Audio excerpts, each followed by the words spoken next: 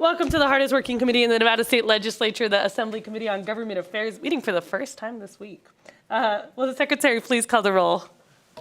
Assemblyman Carter. Present. Assemblyman DeLong. Present. Assemblyman De Silva. Here. Assemblywoman Duran. Assemblywoman Gonzalez. Assemblyman Gurr. Assemblyman Hibbets. Assemblyman Koenig. Assemblyman MacArthur. Assemblyman Nguyen. Assemblywoman Taylor. Assemblywoman Thomas. Chair Torres. Thank you, and please mark Assemblywoman Duran absent excused and present when she arrives, and Assemblywoman Gonzalez and Thomas absent excused. Welcome to the audience here in Carson City, those joining us over video conference and those joining us over the internet. Just a couple housekeeping items. I know it's been a while since we last met, and Assemblyman MacArthur told me he doesn't remember any of them. So we're gonna go over all of them again. Just please remember to silence all of your electronic devices. If you wish to testify, please sign in at the table by the door and provide a business card to the committee secretary. For those joining online, please be sure to mute your microphone when you're not speaking to minimize any background noise. When testifying, please turn on the microphone and clearly state your name and affiliation, if any, for the record. Then turn the microphone off each time you are done speaking. Handouts should have already been provided to our committee staff. We expect courtesy and respect in our interactions during the meeting, even if we may not agree with another person's position. Committee members will be using their laptops to view handouts and other documents. Please do not view this as a sign of disrespect or inattention. Public comment will be taken at the end of the meeting. Each person will be limited to 2 minutes. In addition, the public may submit written testimony to the committee up to 24 hours after the hearing. The Assembly GA Committee had a field trip yesterday. We had the opportunity to go to Villa Basque. They tried, some of them, Basque food for the first time. So it'll be I think they're coming well charged today for our meeting, on our first meeting on a Friday. At this time, we are going to go ahead. We have 3 bill presentations today. I don't expect them to be too long. So we will go ahead and begin in order. We'll go ahead and begin with SB2, which revises provisions relating to emergency management.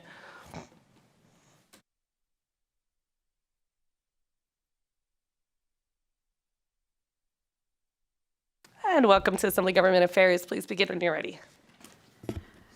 Good morning, committee chair, members, and guests. For the record, Melissa Friend, Emergency Management Program Manager with the Nevada Division of Emergency Management and Homeland Security. I'm here to testify in support of Senate Bill 2. The State Disaster Identification Coordination Committee, the SDICC, was added to NRS 414 in 1997, revised after the tragedy of 1 October, and again in 2021 in the efforts to streamline the reunification and identification of victims during an emergency, disaster, public health emergency, or other health event.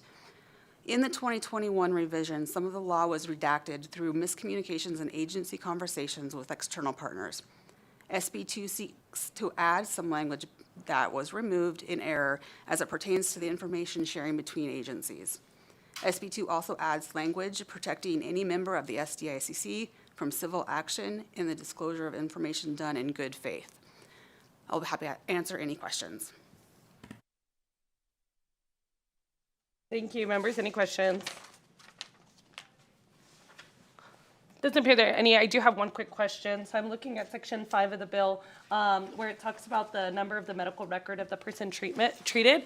Like what is that number exactly?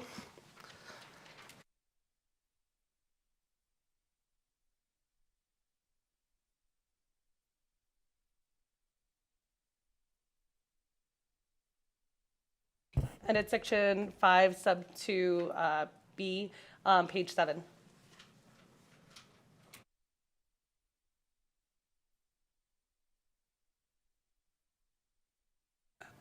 For the record, Melissa Friend, the number of the medical record of the person treated would be in relation to a chart account or a chart number. Thank you. And are all of the records going to be consistent within all of the hospitals within the state of Nevada, so that there's not like doubling? Like, I'm just wondering why that specific information, I guess, or identifying information would be critical. John Backetall for the record, Deputy Administrator for the Division of Emergency Management. It would be to use that as the individual patient identification number versus the patient name when we're transferring records.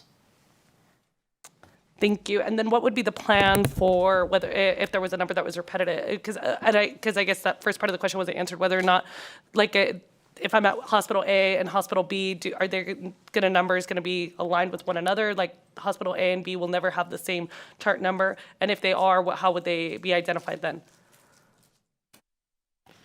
John Backetall for the record again. Thank you for the question. It would be identified by the medical facility first and then the patient identification number. Okay, thank you. I appreciate it. That clarifies it for me. Members, any additional questions? Assemblyman Nguyen. Thank you, Chair. Just kind of curiosity in terms of your resource that you currently have. I'm just looking at the early section of the bill, section 2, that talk about if the state disaster identification coordination committee, so on, coordinate the sharing of information among state, local, tribal government appear to have been injured or killed. In terms of those situations that you already are dealing with, how are your language access services in terms of those situations? Do you have ability to work with other agencies in terms of providing the language needed in terms of communication if you were to communicate to the community at large in terms of certain things that require a language translation? Is there a process that is already in place? The division, Melissa Friend for the record, the division was actually very lucky in getting an access and functional needs coordinator. She's currently located in Las Vegas, so we would work with her for translation in addition to American Sign Language as well. Quick follow-up, Chair. Thank you. Do you know how many languages that you are covering currently with that coordinator? And if you don't know the answer, you can get that to me later.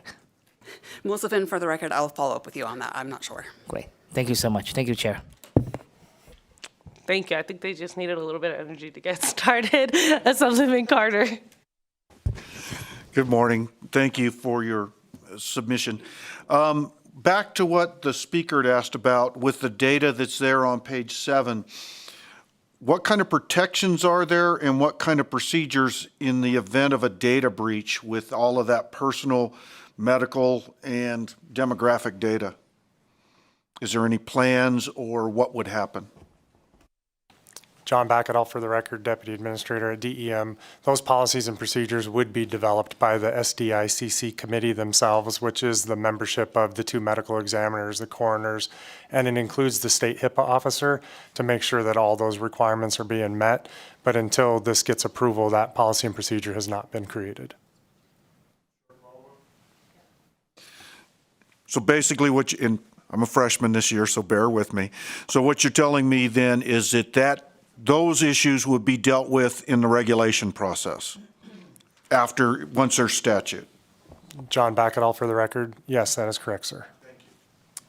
Thank you. And I think something that we could do is kind of clarify that too in the bill, just adding to that there has to be that committee that you mentioned is required to create the regulations if a data breach were to occur. Thank you, Assemblyman Carter. Members, any additional questions?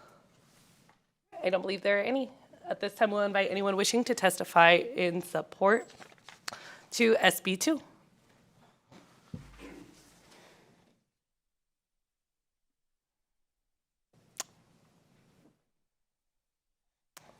Thank you, and please proceed when you're ready.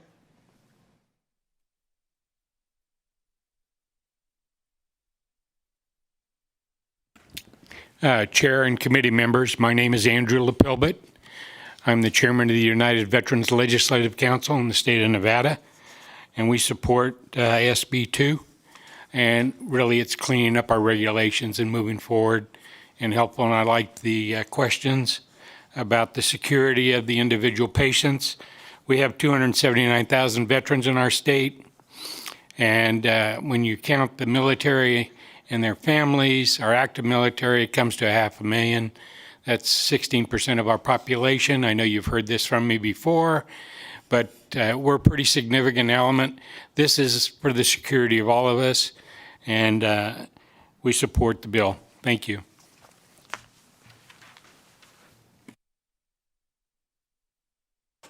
Thank you. At this time, I'll invite anyone else wishing to testify in support of SB 2. I don't see anyone else at this time. BPS, is there anyone on the line wishing to testify in support for SB 2? Chair, the line has been working. There are no callers choosing to testify in support at this time. Thank you. At this time, I'll invite anyone wishing to testify in opposition to SB 2. I don't see any here in Carson City. BPS, is there anyone on the line wishing to testify in opposition to SB 2? Chair, the line is open and working, but there are no callers choosing to testify in opposition at this time. Thank you. At this time, I'll invite anyone wishing to testify neutral to SB 2.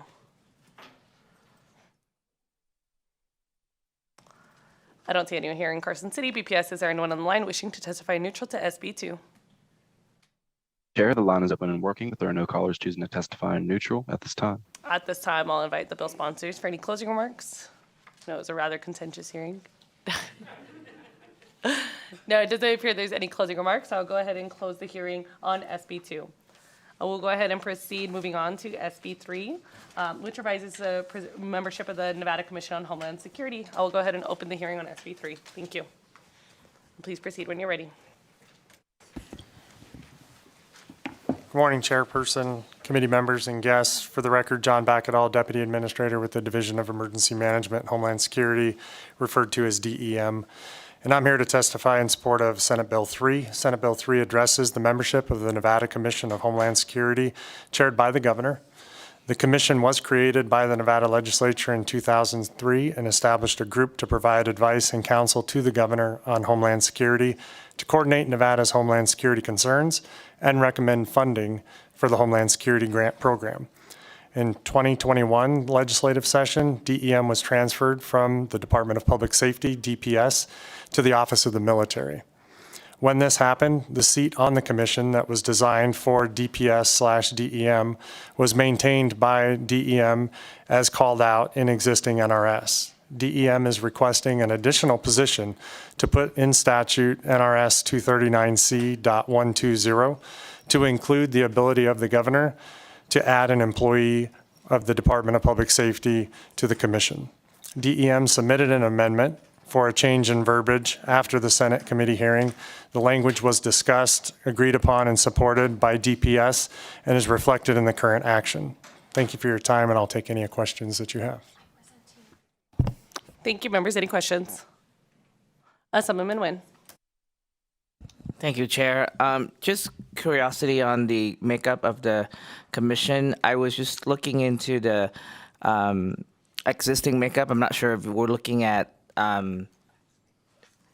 the folks who are underrepresented in terms of the rural area, like folks who are under 100,000 communities, where are their voices in terms of this particular commission?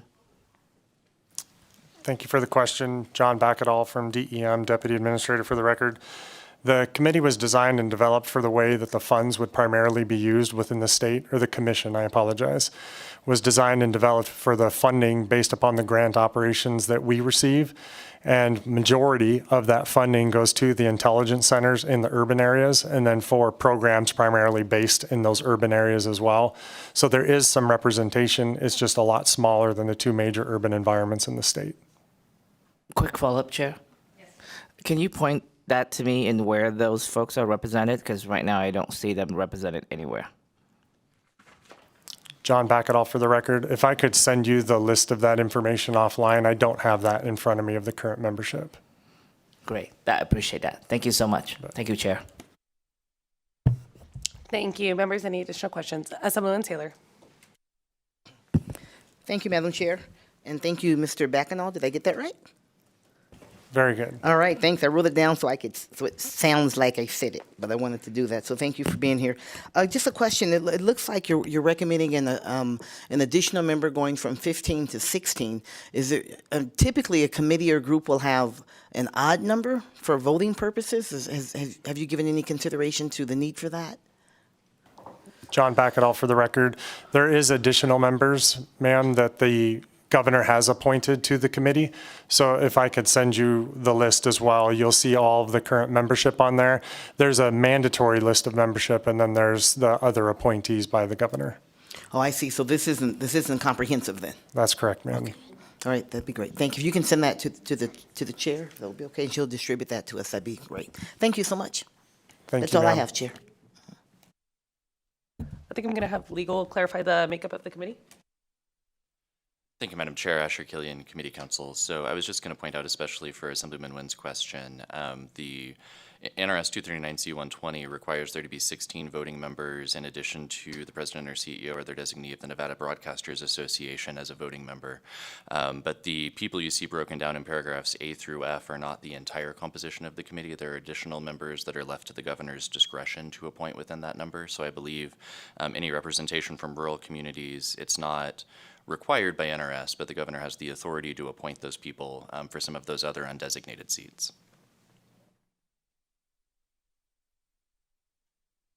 Thank you. Members, any additional questions? All right, it doesn't appear there's any additional questions. Thank you. At this time, we'll go ahead and invite anyone wishing to testify in support of SB 3.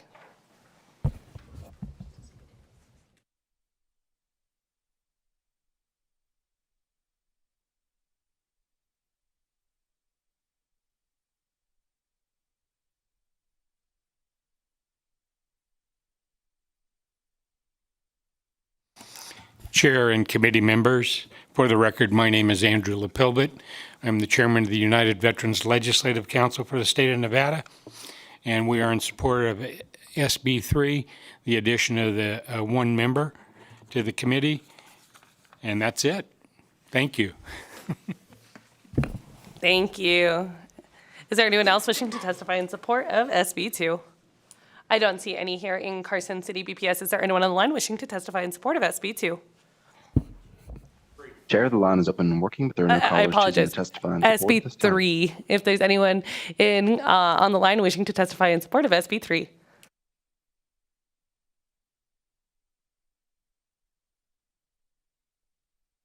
I don't believe there are any. Open and working?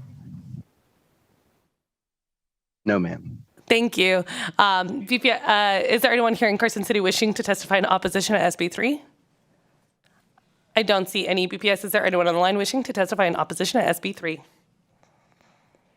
Chair, the line is open and working, but there are no callers choosing to testify in opposition at this time. At this time, I'll invite anyone wishing to testify neutral to SB 3.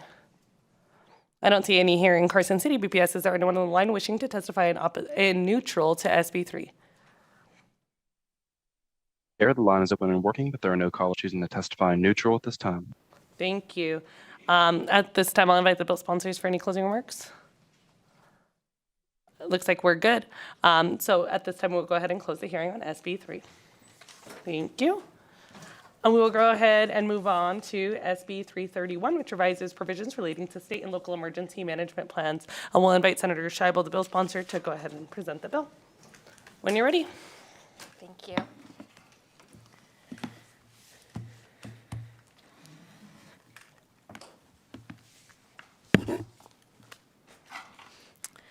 Good morning, Chair Torres and Assembly Committee on Government Affairs. This is my first Assembly presentation of the session, and I am looking forward to speaking with all of you this morning. My name is Melanie Scheibel. I'm the State Senator for District 9, and today I'm here to present SB 331 with Brittany Benessi. Benessi, sorry, from the American Society for the Prevention of Cruelty to Animals. What SB 331 does essentially is it requires emergency management plans to include provisions for people's pets. We discovered over the interim that in emergency situations, especially where there are evacuations, like for wildfires or extreme weather like snowstorms, blizzards, things like that, in certain areas, the guidance to people with animals has been inconsistent, both telling them never to leave their animals behind, but also telling them to ensure that they have a place for their animals to go when many shelters don't allow animals, or many of the temporary sheltering areas set up in schools, churches, parking lots, and the like don't allow animals. So what SB 331 does is it requires that a municipality or a county or another jurisdiction that is creating an emergency management plan accounts for these these considerations in their planning and provide some guidance for people who have pets, and where possible, even provides for a shelter that allows people to bring their pets with them. My colleague, my co-presenter, can speak a little bit more to this, but we do know that one of the main reasons that people ignore evacuation orders is because they are concerned about pets that they don't want to leave behind. It's also a common cause of people breaking evacuation orders and returning to homes, businesses, et cetera, to retrieve animals. And so we are hoping that by keeping animals and people together, we can keep both animals and people safe. And so I'll turn it over to my colleague for some further comments. Good morning, Chair Torres, members of the committee. Brittany Bennessy on behalf of the American Society for the Prevention of Cruelty to Animals. This bill updates state statute to ensure that emergency operation plans address to the extent possible the evacuation, transport, and shelter needs of people with pets. It will also ensure that emergency plans designate at least one emergency shelter that is able to accommodate people with pets, a policy that will improve public preparedness, increase evacuation compliance, and streamline emergency response for when the next disaster strikes. As you may know, the ASPCA has a long history of supporting local governments in disaster response efforts. Our national field team deploys nationwide to assist in relocation, search and rescue, sheltering, and reunification efforts during disaster events. They have seen time and again the importance and benefits of planning for evacuation, transport, and particularly shelter needs of people and pets, and the risks associated to public safety when we fail to do so. As Senator Scheibel noted, research has found that pet ownership is the highest factor for risk of evacuation noncompliance, a risk that can be especially high in families without children. A failure to evacuate during an emergency endangers not only the residents, of course, but the first responders responsible for the evacuation area. Similarly, it estimates that 80% of people who prematurely re-enter an evacuation site do so to retrieve a pet. And notably, abandonment or unintended separation from a pet during an emergency is heavily associated with post-traumatic stress and other psychopathologies, even more so than the loss of one's home during a disaster. As you know, disaster risks are increasing across the state. We've seen growing severity of extreme heat events, with 8 of the 10 warmest years since 1895 occurring between 2000 and 2020. And warmer temperatures are increasing wildfire risk. Between 2000 and 2018, the rate of wildfire more than doubled over the previous 20 years. Additionally, warmer atmospheres can carry more water, increasing the instances of atmospheric rivers like we've seen this past winter, causing rapid runoff and potential for flooding. As extreme weather and resulting emergencies grow in size and intensity, the importance of comprehensive emergency planning and public preparedness is clear. And Nevada's local governments recognize this growing need. Many have updated their emergency plans already, increased public outreach, adding pet preparedness checklists to their website, and collaborating with groups like the National Animal Rescue and Sheltering Coalition. However, gaps remain that SB 331 will fill. When a local government emergency management website includes pet preparedness, as the senator noted, the message is often a variance of never leave your pet behind during evacuation, but have a pet-friendly place ready to go. This typically is followed by a recommendation that residents have friends, families, or pet-friendly hotels lined up. Obviously, these directives have the best of intention, but are significantly prohibitive for families who either can't afford this unforeseen expense or do not have a local network. Research identifies these gaps as clear areas of improvement. A national survey released in September 2021 found that while 90% of people with pets plan to bring their pets with them during a disaster, only 16% have emergency shelter secured or know where they would go. And only 46% had an emergency preparedness plan in place at all. SB 331 will help ensure that residents can be confident that when an evacuation order comes down, they will be able to leave and stay with their pet. A similar law was passed in Florida in 2021. House Bill 705 required that local governments that designate emergency shelters also designate shelters that can accommodate persons with pets. And our national field team saw the impact of this new law. Benefits included an effective centralized incident command during Hurricane Ian, improved resource sharing across shelters and jurisdictions, and notably higher levels of preparedness and comfort across evacuees. It's important to note that local jurisdictions in Nevada that are already meeting the parameters of SB 331. The city of Henderson, for instance, obtained a large animal trailer for sheltering so that any human shelter can become a co-located co-shelter. And the Douglas County website shares that the most common evacuation shelter is the Douglas County Community and Senior Center, making a point to note that the center is pet-friendly. I recognize this was a lot of information. So to close, SB 331 is simply a vital step toward ensuring that Nevadans never be faced with the choice of seeking safety or staying with their beloved pet. I want to thank Senator Scheibel for her leadership on this issue and thank the committee for your time. I respectfully ask for your aye vote. And if I could just add one thing that came up in the Senate hearing that I think is relevant. I've been honored to work with the ASPCA on this issue, the Humane Society of the United States, Red Rover. There are numerous national organizations that are committed to improving emergency response for pets. And so they've also committed to continue working with local jurisdictions that might be struggling to implement any of this, including with funding, policy recommendations, and on-the-ground support so that we're not, putting this onus on governments without the follow-up to come behind and ensure that they're able to implement it. Thank you. At this time, members, any questions? Assemblyman Koenig, and then Assemblyman Taylor. Thank you, Chair.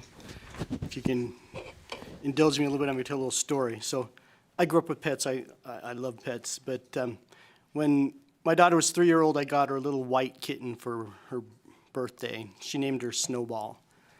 We knew my wife had some allergy issues, but the cat, we got a nice cat house and we have a nice enclosed yard, and so it was going to be an outside cat.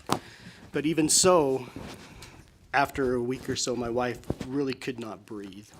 So I had to sit down with my 3-year-old daughter and have the tough discussion of, do we want to keep the Snowball or do we want to keep Mommy?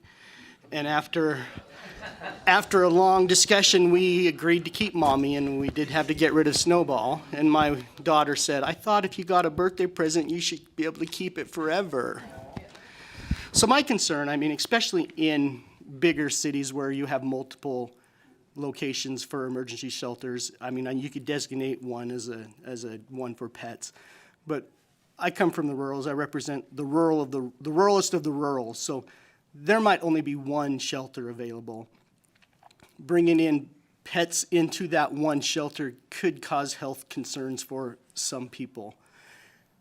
I just want to make sure that if there's only, I don't want to sound insensitive, but we need to keep the health of people also in forefront along with the health of the pets. So there's nothing that's going to force that one shelter in that small area to accept the pets at the detriment of the health of some of the other public. So just my concerns on that. Question, if you could answer that for me. Melanie Scheibel, for the record, and you're correct. This doesn't require that every shelter be pet-friendly, or that in the case where there is only one shelter, that it be pet-friendly. It requires to designate one. It says one shelter, but that just means, and we could work on the language, but one place, one option, one avenue to accommodate people and pets. And what we have seen, and probably Brittany could speak to this better, but what we have seen in some areas is where they're not actually co-located, but the people are in, one building or one room, and then there's kind of a kennel situation where, those are some of the things that the ASPCA, HSUS, other national organizations can help with to, fund buying 10 large dog kennels and 10 cat kennels, and then you have those located in a separate room or a shed, frankly, or another building, so that when people do show up to the shelter, they have a place where they can safely secure their animal, and then they can go to the human side of the shelter. Thank you. Go ahead. Brittany Bennessy, for the record. Yes, I just want to offer clarification that that in our experience, the ASPCA absolutely considers the needs of the people and recognize that allergies are a significant concern. And so in the situations where there is only one facility, a co-located option, whether that is a trailer where the animals are actually outside and residents are able to take care of them without having them cohabitate in the same facility, or in instances where some facility like a school or community center may be utilized and there is explicit separation that addresses the allergy needs of people without pets, that's something that we would be welcome the opportunity to provide training, resources to support. Thank you. And I actually had the pleasure of touring the Safe Nest domestic violence shelter before coming up for the legislative session. And they actually do something very similar where you're saying, and that's not how I envision in Bell, but that definitely makes sense, like where they have the kennels separate. So it's almost like a side attachment, like the garage, or like a different building where they have the kennels and that's where the animals stay. And then the owners are able to take the animals out, for little walks and things like that, so that they're separate from like the habitation part and the living quarters of that shelter. So I imagine that's kind of like what it seems to me like that's what you're describing. Assemblywoman Taylor. Thank you, Madam Chair. And thanks to both of you, Senator. Thank you for welcome to the other side or floor or whatever, however we want to say that. The house, that's it. I like the other side, but, sorry, that takes me back to a time that, okay. But my question, I digress. My question. And you mentioned this a little bit, that this question came up on the when you presented to the Senate.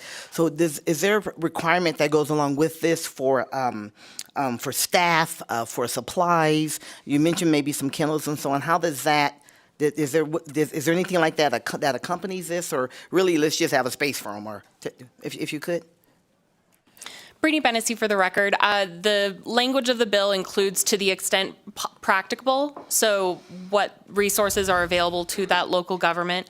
Our organizations, as referenced, ASPCA, HSUS, Red Rover, have grants available specifically for supplies, and in our experience, supply needs are one of the most easily met resource requirements because once they are established, they are there for perpetuity. And in terms of staffing, co-sheltering actually frees up volunteer resources because those people, the local governments are under current law still required to address the needs of people with pets. So those animals are taken to separate shelters, which requires volunteer and staffing resources. By co-sheltering, owners are able to care for their pets, which frees up the resources that would otherwise be dedicated to the animals. Okay, I appreciate that. Thank you so much. Thank you, Chair. Thank you. Assemblyman De Silva. Thank you, Madam Chair, and thank you, Senator and Ms. Bennessy, was it? Bennessy, thank you so much for bringing forward this very compassionate bill. This is very important, of an issue to discuss. And my question is this: so as I'm reading the actual legislation, so the actual mandate would be every municipal government or political subdivision would be mandated to have at least one shelter that could accommodate pets, correct? And then my second question is, what about some of our subdivisions that have populations of 100,000 or more that may in all actuality may need more than one? Just some thoughts and maybe some clarification from you. Thank you. Brittany Bennessy for the record. So for to the extent practicable, we want to recognize that some of our rural jurisdictions may have either only one facility or may not even have a facility identified. So our hope is that the language addresses the concerns of under-resourced communities. For larger population, while the language requires at least one, our hope is that by updating the law, in the update to emergency operation plans, they will consider what their population needs are. Yes, there will be the need to meet this statute. However, if they recognize that there is a population of 100,000 or more, and at least 1/3 of those are going to have pets, that they would address those needs because of the benefits associated. And if I may, Melanie Scheibel, for the record, I can be a little bit more frank than Ms. Bennessy and say that our conversations with local governments have been great, and they are planning to implement this. And, if there is a situation where a larger jurisdiction designates 25 shelters and only one of them is able to accommodate 10 pets, we can come back and fix it, but we're not trying to solve problems that don't exist. Thank you. I don't believe there's any other questions from members. Nope, it doesn't appear there are any. So at this time, we'll invite anyone wishing to testify in support of SB 331. And just a reminder, please remember to state and spell your name for the record. There is a timer for 2 minutes for every member giving public comment. Thank you.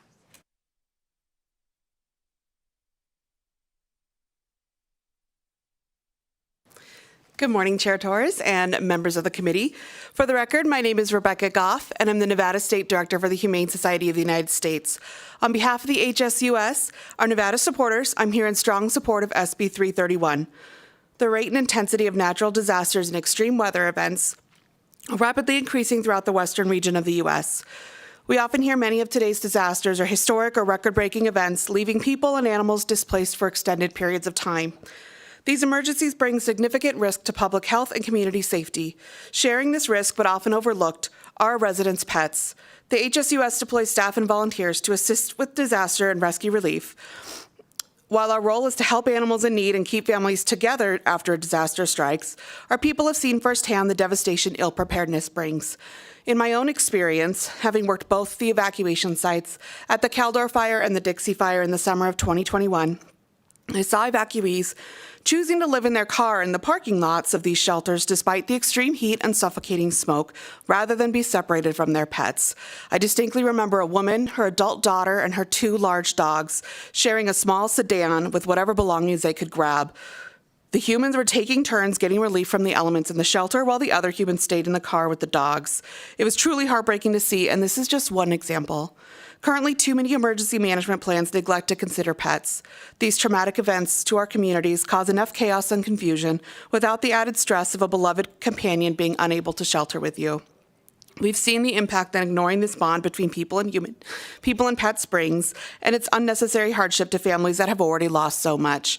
SB 331 will also help protect our residents and their pets and first responders, as households are more likely to actually follow evacuation orders when they know they have a safe place to bring their pet to shelter with them. We thank Senator Scheibel for the leadership on this important issue, and we ask the committee to vote yes on SB 331. Thank you. Wow, that was exactly 2 minutes. Thank you for your testimony, Ms. Goff. Looks like we have somebody else wishing to testify in support of SB 331. Whenever you're ready. Hi, Madam Chair, members of the your mic. Hi, Madam Chair, members of the committee. I'm Bob Brillingsmith with the American Kennel Club, and we are here in strong support for SB 331. Simply put, people should not be put in danger because they don't have a place to take their pet during an emergency. As has been stated, a lack of pet accommodations is one of the biggest reasons for avoiding emergency shelters. We thank the committee for your attention to both protecting pets and therefore people, and urge your strong support for SB 331. Thank you.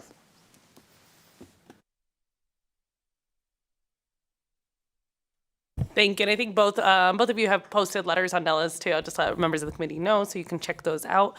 Is there anyone else wishing to testify in support of SB 331 here in Carson City? I don't see anyone. BPS, is there anyone on the line wishing to testify in support of SB 331? Chair, the line is open and working, but there are no callers choosing to testify in support of SB 331 at this time. Thank you. Is there anyone wishing to testify in opposition to SB 331? I don't see any here in Carson City. BPS, is there anyone on the line wishing to testify in opposition to SB 331? Chair, the line is open and working, but there are no callers choosing to testify in opposition to SB 331 at this time. Thank you. Is there anyone wishing to testify neutral to SB 331? I don't see any here in Carson City. BPS, is there anyone on the line wishing to testify neutral to SB 331? Chair, the line is open and working, but there are no callers choosing to testify neutral to SB 331 at this time. All right, at this time, I'll go ahead and invite the bill sponsor for any closing remarks. All right, well, we hope you have a doggone good day. Thank you. And at this time, we'll go ahead and close the hearing on SB 331. Not too catty of a committee today. Although I did hear, since we haven't met all week, I think Assemblyman MacArthur had some remarks before we move on to public comment. No? Not yet. Okay. So we'll have to save the MacArthur minute for after public comment then. At this time, I'll invite anyone wishing to testify in public comment. I don't see any here in Carson City. BPS, is there anyone on the line wishing to testify in public comment? Chair, there are no callers on the line choosing to provide public comment at this time. All right, thank you. At this time, I'll go ahead and move on to remarks. Members, any remarks? All right. As a very necessary MacArthur minute, I think it's important to note that for the first time in about 61 years, Assemblyman MacArthur had a cup of coffee yesterday. He had about 3 sips, and he was so charged that he just couldn't miss Assembly Ways and Means, despite not sitting on that committee. So he sat in and joined them. Well done. We have plenty of coffee here. Ms. Williams, make sure it's here. Those 3 sips were too strong for Assemblyman MacArthur.